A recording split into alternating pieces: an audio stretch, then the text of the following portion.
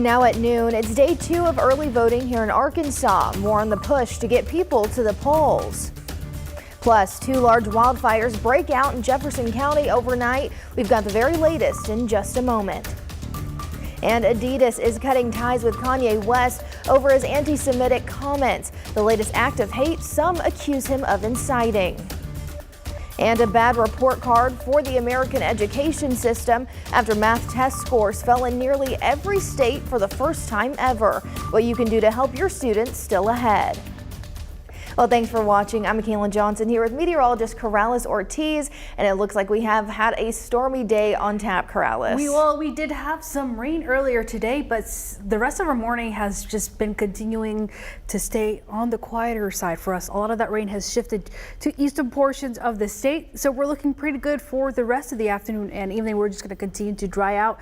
This is what we have left over of the rain. You can see a line of showers just to our east pushing into Mississippi and Tennessee. Still some lingering showers to our north and west. Northwest Arkansas is where we've mainly been seeing the rain since at least the last 24 hours, since yesterday evening when we first started to see the first round of some showers. They picked up easily over 4 inches in some locations in that region. Anywhere from 3 to 4 seemed to be an easy bet there. Widespread, I want to say half an inch up to an inch was accumulated, but we were very dry here in the metro. You can kind of see that dry patch there, so unfortunately we didn't pick up as much as we needed to. We're sitting at 61 right now. It's cloudy, it's very windy out there, making it feel even colder than it is. Temperatures have actually continued to drop since this morning, so we're not going to get any warmer than that. Wind advisory still in effect until 6 o'clock this evening. More details on what to expect for the rest of the day and the week ahead is coming up. Thanks, Corrales. 2 large wildfires in Jefferson County bringing out fire departments across the region. One of the blazes causing evacuations and together burning over 500 acres since Monday. They're expected to keep burning throughout the day despite the rain. About 15 fire departments responded Monday afternoon, and while they say it's expected to keep burning, they are doing their best efforts, bulldozing fresh dirt on top of the flames, allowing the blazes to burn themselves out. Departments on site tried to fly water over in their early hours of working to put out the flames. However, due to those windy conditions, that was unsuccessful. Current conditions aren't helping our region when it comes to fire risk or helping responders handle fires. They will stay absolutely as long as needed. So they will be here 24 to 36 hours after to be sure that there's nothing else that's going to blow up. But we are hoping for a lot of rain. These wildfires led to 3 mandatory evacuations and some more people left voluntarily, but all homes and people are okay. Officials don't expect any more. If those flames in Jefferson County show us anything, it's that fire danger isn't over yet. Just this past weekend, in a 24-hour period, there were 21 fires that burned nearly 2,000 acres in the state. Experts say this fire season is on track to become the worst Arkansas has seen in a decade. Joe Fox, the state forester of Arkansas, says fire seasons are measured in acres burned, and that we will likely pass the season of 2012 this week. 2012's fire season saw just under 31,000 acres burned, and we're already approaching 31,000 for this calendar year. The dry and windy conditions lately are a warning that fire risk may continue, and Fox says burn bans are important because they help the state avoid even more dangerous fires. The fire warnings are not over, and they can last well into the wintertime if we don't get much rain. Under these conditions, have had a low number of fires for what we could have had and what we would have had in other years. The Forestry Division is continuing to work with fire agencies to make sure all hands are ready to help in case of a fire. Day 2 of early voting now underway in Arkansas, and election officials are already seeing a strong turnout for the midterms.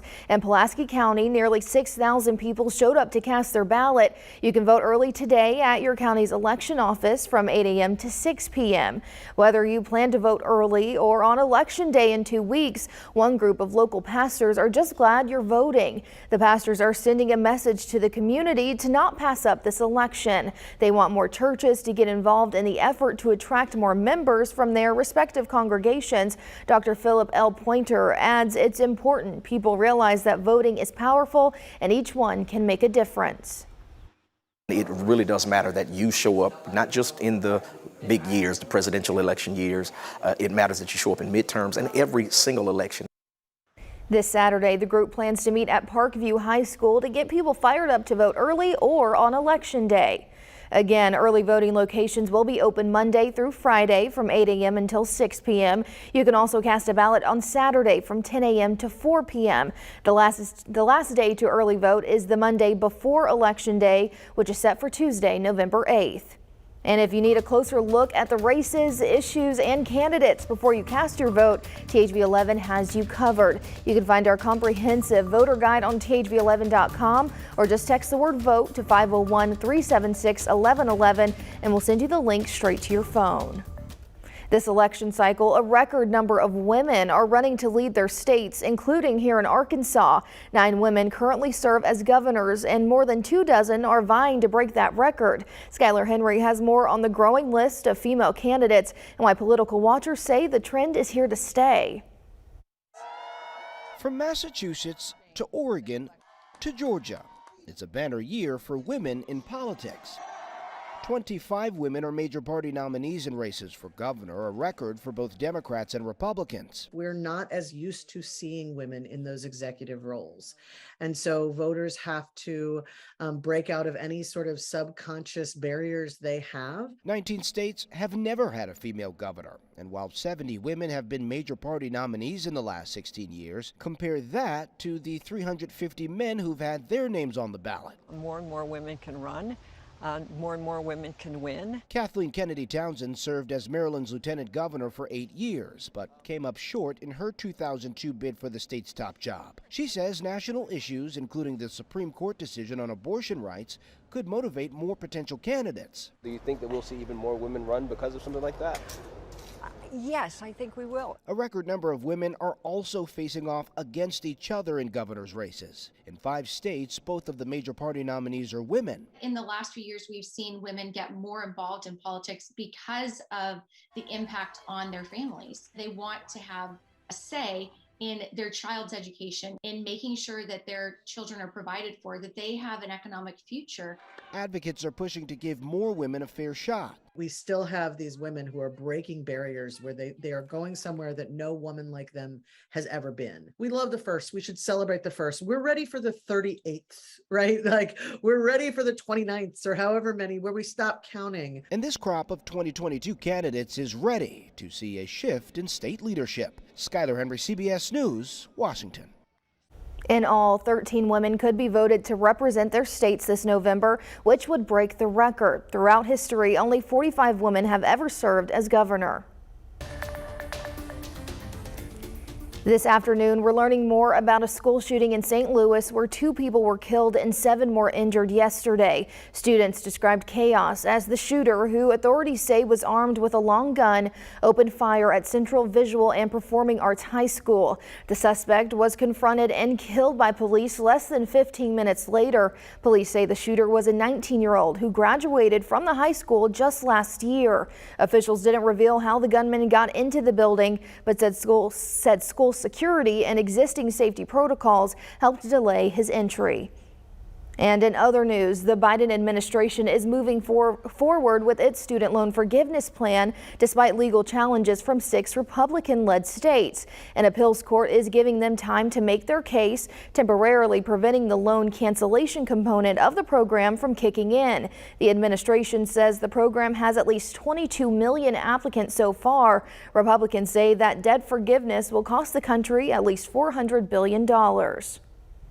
President Biden will also receive an updated COVID shot and deliver remarks on the country's battle against the virus, as well as the need for all Americans to get their updated shot.